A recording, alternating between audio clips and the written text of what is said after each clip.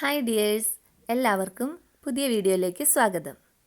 അപ്പോൾ ഇന്ന് രാവിലെ ബ്രേക്ക്ഫാസ്റ്റിന് ഇഡലിയും തേങ്ങ ചമ്മന്തിയായിരുന്നു കേട്ടോ, ചട്നി. അപ്പോൾ അതിന് വേണ്ടി തേങ്ങ എടുത്തതാണ് ആദ്യം കണ്ടത്. അപ്പോൾ തേങ്ങയും പച്ചമുളകും ഇഞ്ചിയും വേപ്പിലയൊക്കെ കൂടി അരച്ച് കടുകൊക്കെ വറുത്ത് റെഡിയാക്കി വെച്ചിട്ടുണ്ട്. പിന്നെ ഇഡലിയും ഒക്കെ റെഡി ആയിട്ടുണ്ട്. അങ്ങനെ ബ്രേക്ക്ഫാസ്റ്റൊക്കെ കഴിഞ്ഞു കേട്ടോ. അപ്പം ഞാനും മുകളിൽ വന്നതാണ് മുളക് പറിക്കാനായിട്ട്. അപ്പോൾ കുറച്ച് മുളക് പറിക്കാറായി കിടക്കുന്നുണ്ട്. അപ്പം ഞാൻ ഇതിന് മുമ്പ് ഷോർട്ട് വീഡിയോ ഇട്ടപ്പോൾ അന്ന് കുറച്ച് മുളക് പറിച്ചായിരുന്നില്ല. അപ്പോൾ അത് ഞാൻ അന്ന് വീട്ടിൽ പോയപ്പോൾ അങ്ങോട്ട് കൊണ്ടുപോയായിരുന്നു കേട്ടോ. അപ്പോൾ ഇനി വീണ്ടും ഉണ്ടായ മുളകാണിത്. ഇതിങ്ങനെ ഉണ്ടാവുകയാണെങ്കിൽ പെട്ടെന്ന് ഉണ്ടാവും കേട്ടോ. അപ്പോൾ നമ്മളിത് മൂക്കാനായിട്ട് ഇടരുത്. ഒരുപാട് മൂക്കാൻ വേണ്ടി ഇട്ട് കഴിഞ്ഞാൽ അത് പിന്നെ ഭയങ്കര എരിവായിട്ട് മാറും. അപ്പോൾ പിന്നെ അതിന് മുമ്പ് ഞാൻ പറിച്ചെടുക്കും. ഇത് കണ്ടാന്ന് നമ്മൾ പറിച്ച ബംഗ്ലാദേശ് ചീരയാണ്. അപ്പോൾ ഞാൻ ഒരെണ്ണം അവിടെ നിർത്തിയതാണ് ഇത് വിത്തെടുക്കാൻ വേണ്ടി. അപ്പോൾ അതിൻ്റെ വിത്ത് ഉണ്ടായേക്കണുണ്ടോ ഇങ്ങനെ വട്ടത്തിൽ.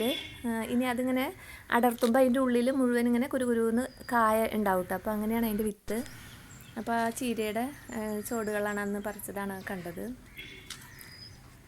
ഈ മുളക് നന്നായിട്ട് പഴുത്ത് മൂപ്പതിയായി കഴിഞ്ഞാൽ ഇതിന് ഭയങ്കര എരിവാട്ടോ, വായിൽ വയ്ക്കാൻ പറ്റില്ല, നല്ല എരിവാണ്. അപ്പം ഞാൻ എന്ത് ചെയ്യുന്നത് വെച്ചാൽ ഇതൊരു പകുതി മൂപ്പാകുമ്പോഴത്തേനും അല്ലെങ്കിൽ തീരെ പിഞ്ചൊക്കെ ഞാൻ പറിച്ചെടുക്കും. പകുതിയിൽ കൂടുതൽ ഞാൻ ഇതിനെ മൂക്കാൻ വിടില്ല, കാരണം പിന്നെ അത് നമുക്ക് കറി വയ്ക്കാനൊന്നും കൊള്ളില്ല. ഇനി ചമ്മന്തിയൊക്കെ അരയ്ക്കാനായിട്ടാണെങ്കിൽ കുറച്ച് മൂത്തത് അവിടെ നിർത്തും. അല്ലാത്തതൊക്കെ ഞാൻ പറിച്ചെടുത്തിട്ട് പച്ചമുളകിന് പകരം ഇപ്പം ഞാൻ ഇതാട്ടോ യൂസ് ചെയ്യുന്നത്. അപ്പോൾ ഒരു പകുതി മൂപ്പിന് പറിച്ചെടുക്കുകയാണെങ്കിൽ നമുക്ക് പച്ചമുളക് പോലെ തന്നെ യൂസ് ചെയ്യാം. അപ്പോൾ ഈ മുളക് ഇങ്ങനെ നിന്ന് പോവുകയില്ല. അല്ലെങ്കിൽ നമ്മളിതെല്ലാം മൂത്ത് കഴിയുമ്പോൾ പിന്നെ അത് നമുക്ക് എരിവ് കാരണം നമ്മളത് എടുക്കുകയില്ല, മുളക് നശിച്ച് പോവുകയും ചെയ്യും. എപ്പോഴും ചമ്മന്തി അരയ്ക്കാനൊന്നും പറ്റില്ലല്ലോ. അപ്പം ഞാനിപ്പോൾ മുളക് അങ്ങനെയാണ് എടുക്കണത്. പിന്നെ ഞാനിന്ന് മാങ്ങ ഇട്ടിട്ട് മത്തി പീര വയ്ക്കാമെന്ന് വിചാരിച്ച് മീനൊക്കെ ക്ലീനാക്കി വെച്ചിട്ടുണ്ട് കേട്ടോ. അപ്പോൾ കുറച്ച് ഫ്രൈ ചെയ്യാനായിട്ട് മസാല പുരട്ടി അതും വെച്ചിട്ടുണ്ട്. അപ്പോൾ ഫ്രൈ ചെയ്യാനാണെങ്കിൽ നമ്മളിപ്പോൾ പറിച്ചുകൊണ്ട് വന്ന മുളകും 2 മാങ്ങയും 2 തക്കാളിയും ഇഞ്ചി ചുവന്നുള്ളി വെളുത്തുള്ളി ഇതൊക്കെ എടുത്ത് വെച്ചിട്ടുണ്ട് കേട്ടോ. പിന്നെ ഇതൊക്കെ അരിഞ്ഞെടുക്കാം. അപ്പോൾ ഈ മുളക് മൂത്ത് കഴിയുമ്പോൾ ഇതിനൊരു വേറെ ഒരു ചീനമുളകിൻ്റെയൊക്കെ സ്മെല്ല് വരും കേട്ടോ. അപ്പോൾ ഈ ഒരു പാകത്തിന് പറിച്ചെടുക്കുകയാണെങ്കിൽ ആ സ്മെല്ലും ഉണ്ടാവില്ല, സാധാരണ പച്ചമുളക് പോലെ തന്നെ ഇരിക്കും. അങ്ങനെ എല്ലാ കഷ്ണങ്ങളും ഞാൻ അരിഞ്ഞു വെച്ചിട്ടുണ്ട്. പിന്നെ തേങ്ങയും മുളക് പൊടിയും മഞ്ഞൾപ്പൊടിയും കൂടി ചതച്ചെടുത്തതാട്ടോ, വെള്ളമൊന്നും ചേർക്കാതെ അരച്ചതല്ല, ചതച്ചെടുത്തതാണ്. അങ്ങനെ ചട്ടി അടുപ്പിൽ വെച്ചിട്ടുണ്ട്, തീയൊന്നും കത്തിച്ചിട്ടില്ല. അതിന് മുമ്പ് തന്നെ കുറച്ച് വെളിച്ചെണ്ണ ഒഴിച്ചു കൊടുക്കാം. എന്നിട്ട് നമ്മൾ ഈ അരിഞ്ഞു വെച്ചിട്ടുള്ള ഇഞ്ചി പച്ചമുളക് വേപ്പില ചുവന്നുള്ളി വെളുത്തുള്ളി ആ കൂട്ട് അങ്ങോട്ട് ഇട്ട് കൊടുക്കാം.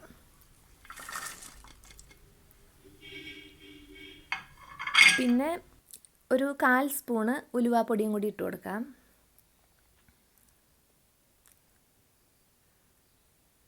എന്നിട്ട് ഇത് നന്നായിട്ടൊന്ന് മിക്സ് ചെയ്യാം.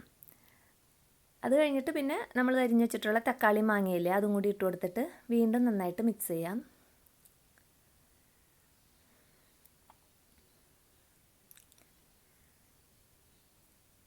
അത് കഴിയുമ്പോൾ നമ്മൾ അരച്ച് വെച്ചിട്ടില്ലേ ആ അരപ്പിട്ട് കൊടുക്കണം. അരച്ചതല്ല കേട്ടോ, ചതച്ചതാണ്.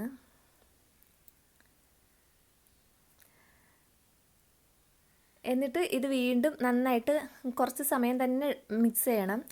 അപ്പോഴാണ് അത് എല്ലായിടത്തും അരപ്പും എരിവും എല്ലാം പിടിച്ച് കിട്ടുള്ളൂ. ആവശ്യത്തിനുള്ള ഉപ്പ് ഇട്ട് കൊടുക്കണം.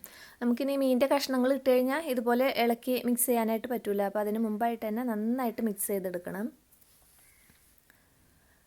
ഇത് കൈ വെച്ചിട്ട് ഇങ്ങനെ ഞെരടാണെങ്കിൽ നല്ലതാട്ടോ, പക്ഷേ എരിയൊന്ന് പേടിച്ചിട്ടാണ് ഞാൻ അങ്ങനെ ചെയ്യാത്തത്. അത് കഴിഞ്ഞിട്ട് ആ മിക്സിയുടെ ജാറ് കഴുകിയ വെള്ളം ഒഴിച്ചിട്ടാണ് നമ്മളിത് വേവിക്കുള്ളൂ, വേറെ വെള്ളമൊന്നും ഒഴിക്കരുത്. ഇനി മീനിൻ്റെ കഷ്ണങ്ങൾ ഇട്ട് കൊടുക്കാം.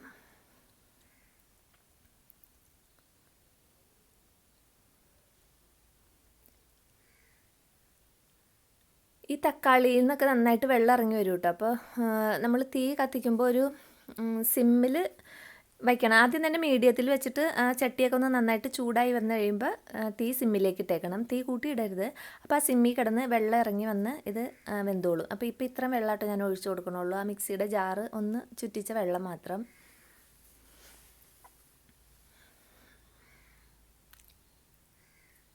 ഇനി ഇത് മൂടി വെച്ചിട്ട് തീ കത്തിച്ച് വേവിക്കാം.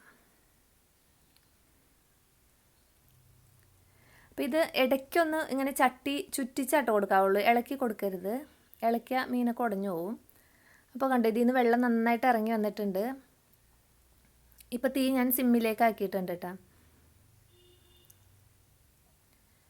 ഇനി ഈ ചട്ടി ഇങ്ങനെ നമ്മൾ തുണി കൂട്ടി പിടിച്ചിട്ട് ചുറ്റിച്ച് കൊടുത്താൽ മതി. അതല്ലെങ്കിൽ ഒരു സ്പൂണിൻ്റെ ബാക്ക് സൈഡ് വെച്ചിട്ട് ഒന്ന് ജസ്റ്റ് ഒന്ന് അങ്ങോട്ടും ഇങ്ങോട്ടും ആക്കി കൊടുക്കാം. അല്ലാതെ നന്നായിട്ട് തവിയൊന്നും ഇട്ടിട്ട് ഇളക്കരുത്.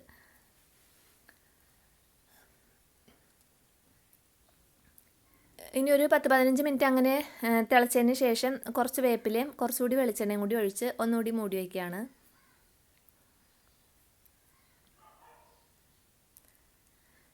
ഇനി ഒരു 5 മിനിറ്റ് അങ്ങനെ ഇരുന്ന് കഴിഞ്ഞാൽ തീ ഓഫ് ചെയ്തിട്ടേക്കാം. അപ്പോൾ ദാ മീൻ്റെ കറി മത്തിപ്പീര റെഡി ആയിട്ടുണ്ട്. ഇപ്പോൾ ഇത്ര ഒരു വെള്ളം പോലെ നമുക്ക് തോന്നും, പക്ഷേ ഇത് നമ്മൾ കഴിക്കാറാകുമ്പോഴത്തേനും മൺചട്ടിയല്ലേ, നന്നായിട്ട് ഇരുന്നിട്ട് കറക്റ്റ് പാകത്തിനുള്ള പീരയായിട്ടുണ്ടാവും കേട്ടോ. ഒന്നും ഉടഞ്ഞൊന്നും പോയിട്ടില്ല. അടിപൊളി ടേസ്റ്റാട്ടോ. അങ്ങനെ എന്തായാലും ഒന്ന് ഉണ്ടാക്കി നോക്കിക്കോ, നല്ല ടേസ്റ്റാണ്.